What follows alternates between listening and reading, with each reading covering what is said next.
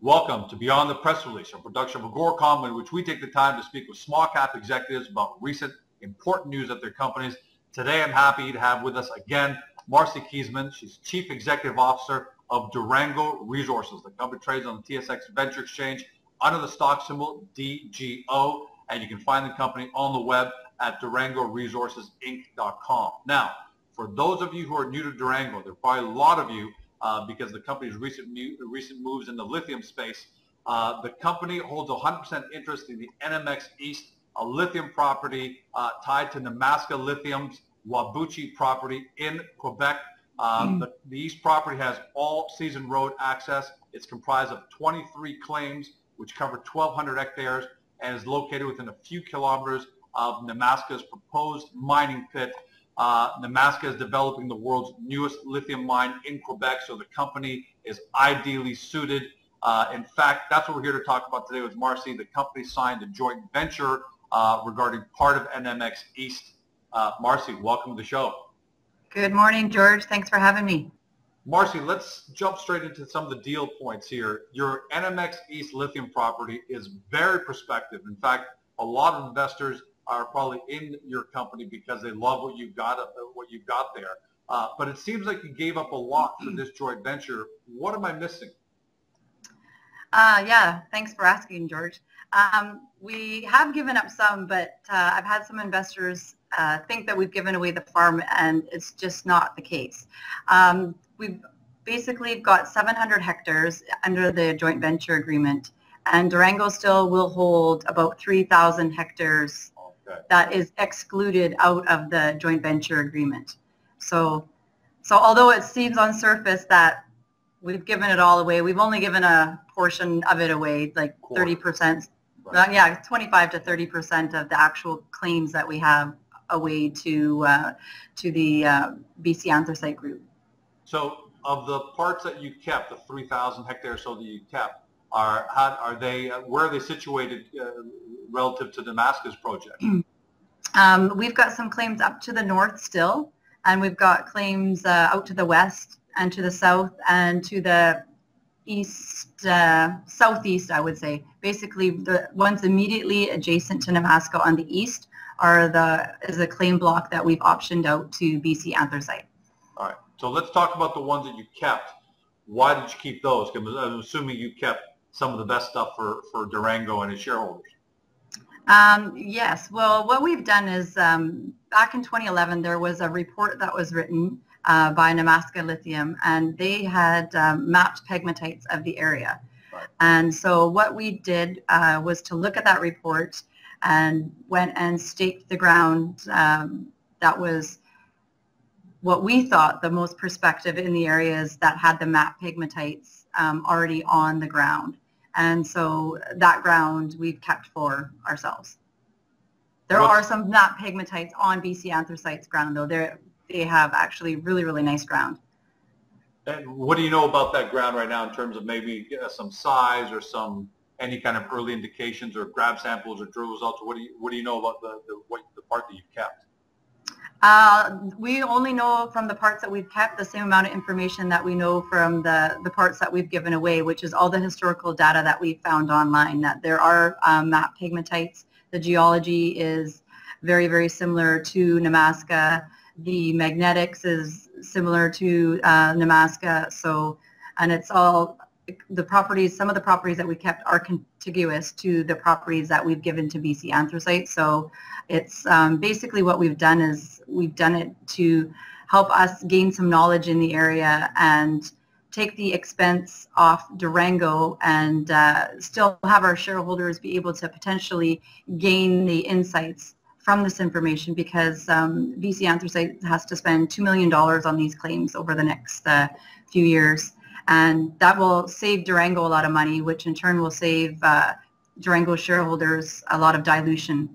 So it's kind of part of my ulterior motives. and the business plan. So now you're going to let BC Anthracite do most of the work, but you're going to be doing some work this summer. You want to give some detail there on what you're thinking on just some of the work you're going to undertake yourself? Yes.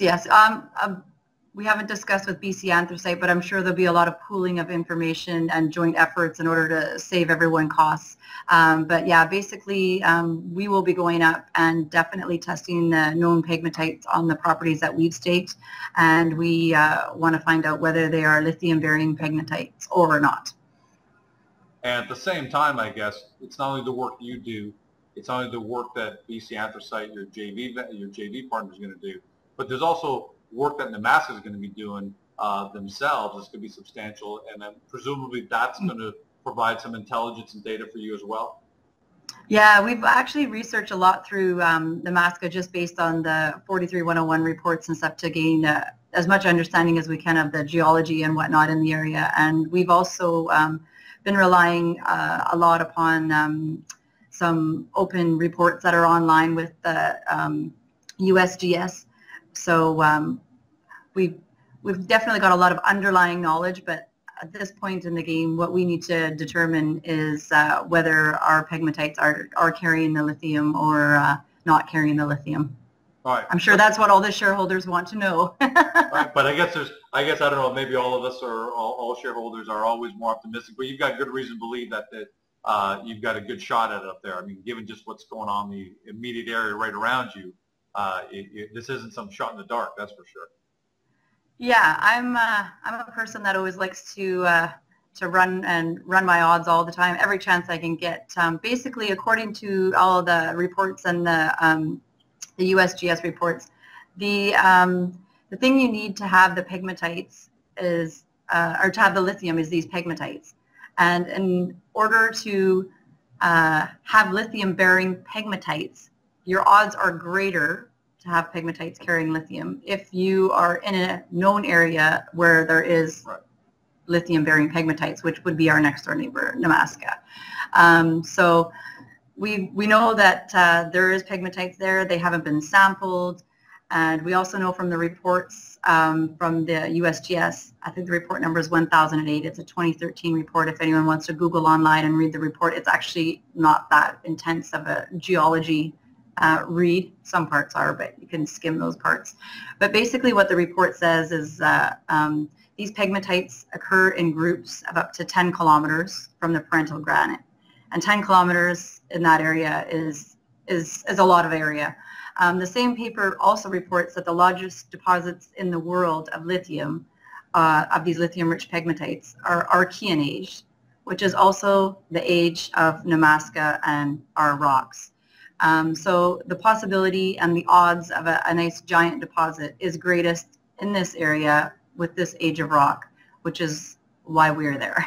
Right, and I like the way you frame that. Actually, you do it on the balance of probabilities, because there's no way to say yeah for sure, and there's no way to say absolutely not. But on the balance of probabilities, you put all the data and you find out how that stacks. And right now, it stacks in your favor, but remains to be seen. That's right. Yeah. Well, first, the biggest thing was finding the pegmatites on the property. We found the pegmatites. That was basically step one. We've got some people who are going to be coming into the area and doing a bunch of work at no cost to us, and we'll have the upside if they're successful, and find another nice lithium deposit on their ground. It'll be good for Durango shareholders because we'll have 1 million shares in their company. So if one would expect the odds of their share price going up would be significant, so that would also benefit Durango and its shareholders. So that's kind of the game plan, and we'll still have the NSR on the property, but there's still also extra cash payments if we reach a certain amount of lithium and tonnage and that sort of thing. So there'll be a lot of upside for the shareholders, and I think it'll minimize a lot of the risk for Durango shareholders. And yeah, I think it should be good. No, I like that, and I like what you've done. You've not only weighed everything on the balance of probabilities, but you've also offset and mitigate some of the risk by offsetting onto a partner with some backside benefit to shareholders. I think that's an incredibly smart business model, and let's talk about that. So what does this JV say about your business model in general at Durango? Well, Durango has great properties. yet to be proven yet, but this is step one of us proving that we have properties that are of merit, they're of value, and they're going to potentially increase in value with a greater work done on them. So we're happy that we've found our first partner to work with, but in saying that, it is our first partner, and we have already been in discussions with other people, and we'll continue to discuss some of our other projects with other groups. We have a lot of really great properties, and just holding on to our properties and doing nominal bits of work and establishing them. I'll give you another example of another property we have is our Trove property. It's in the Windfall Lake area. Used to be Eagle Hill, which is all taken out by Oban Mining. Now Oban Mining in that greenstone belt owns the entire belt except for our Trove property. So it's only a matter of time, and they're getting great results. So yeah, you took the words right out of my mouth. It's only a matter of time until only a matter of time people come hunting for that as well. Yeah, yeah. Either that, or you never know. We just might go crazy and drill it ourselves. So you never know. Well, and that actually dovetails. Bring up Trove there. That actually dovetails, because I was going to ask you, with NMX looking like it's been taken care of. You kept a good chunk. You JV'd part of it. I want to ask you, and you may have answered the question, but my exact question was going to be, and I'm going to read it here. With NMX kind of JV'd, what do you consider to be your next couple of best projects? Well, we've still got 3,000 hectares in the Nemaska area, so we'll definitely be up there and doing the amount of work. And once we go up there and sample, and if there is lithium in our pegmatites, which I'm betting there probably will be, then there will be a big focus on getting a proper full-scale program up in the area to develop the project. And whether that means there's more joint venture partners come in to offset more of the risk, or we do it ourselves, we can decide when we get there, and we can choose to go whatever way we wish. Well done, Marcy. I got to tell you. I mean, you've you know, and this it almost looks like, well, you know, it's easy, but you were putting this all together when the junior resource market was at absolute bottom with no prospects of any kind of success. People were talking about multi-year depression and all that, and yet you had the foresight, you had the guts, you went and did it, and now it's paying off dividends for your shareholders. So when you talk about your next plans going forward, I think everyone's got to take those seriously, because you're able to see things during the darkest time. So now that things look, you're able to finish your financing at 20 cents we saw. So naturally, whatever steps you're taking are working, and you have our full confidence in it. I think I speak on behalf of everybody out there. Yeah, well, I'm going to continue to work hard. I'm a big shareholder myself, so I'm not working just for everybody else. I'm also working for myself, which to me is an important thing. If you're going to be involved with these companies, you got to put your money where your mouth is and spend your dollars and my dollars. They're all the same dollars. I don't like to waste money, and I'll continue to be very frugal in my ways and advance all the projects with the smallest amount of money that I can.